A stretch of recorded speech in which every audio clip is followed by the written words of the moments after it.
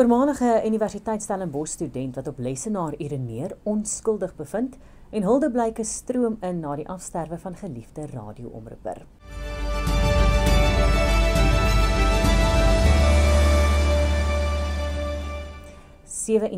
Mei, baie welkom by die Afrikaanse nuus saam met Pretoria FM.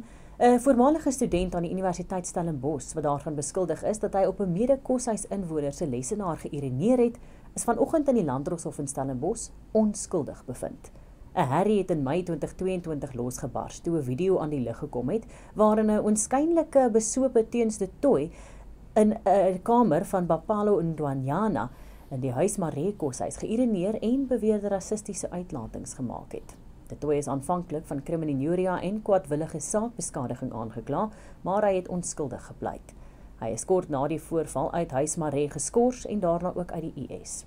Netwerk 24 berig dat De Tooi gesê dat hy en Ndwanyana intussen aan mekaar om verskoning gevra het.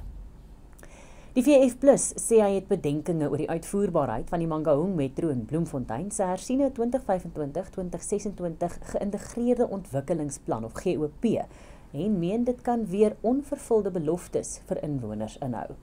Die VF+ raadslid in die Mangaung Metro, Elizabeth Snyman van Deventer, sê 2025 is die laaste van 'n 5-jaar beplanningssiklus en is dus die laaste kans vir die raad om sy mandaat aan die inwoners van die Mangaung Metro na te kom. Volgens Snyman van Deventer is die Metro se GOP gegrond op planne om Bloemfontein internasionaal en plaaslik te bemark as 'n veilige en aantreklike bestemming om in te woon, werk en belê. Sy meen die plan is egter vol tekortkominge en het 'n gebrek aan implementering en aanspreeklikheid. Johannesburg se burgemeester Dada Morero word daarvan beskuldig dat hy verslae weggesteek het wat aandui dat City Power se finansies miljarde rand in die rooi is. Daarvolgens lei die nutsmaatskappy se oortrokke bankrekeninge ter waarde van 16,3 miljard rand tot gebrekkige dienslewering. Dit beïnvloed ook die metroraad se vermoë om finansiëel lewensvatbaar te bly.